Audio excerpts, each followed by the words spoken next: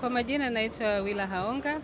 Mimi ni meneja masuala ya kibiashara kutoka kampuni ya sukari Kilombero ambayo ni mzalishaji mkubwa wa sukari kupitia chapa yake mahiri ya Bwana Sukari, utamu halisi wa Kitanzania.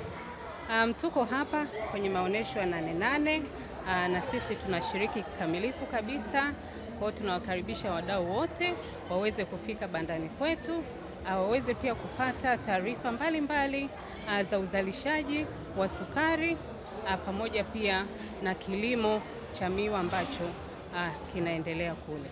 Kama ambavyo pia mtakuwa mmesikia, kampuni ya sukari Kilombero imefanya upanuzi mkubwa kabisa wa kiwanda chake kwa maarufu kinaitwa K4.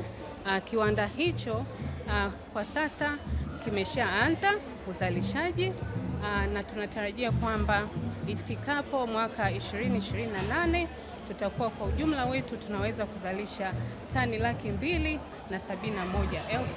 za sukari, ambapo pia itachangia kwa kiasi kikubwa kabisa kupunguza pengo la sukari nchini.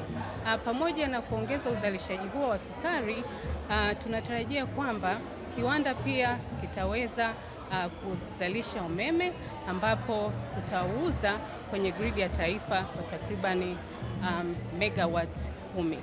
Pamoja pia na kutengeneza umeme, pia kiwanda kitachangia namna mbalimbali kwenye kuboresha uchumi sio tu wa Tanzania, lakini pia kwa jumuiya au community ambayo inazunguka kiwanda.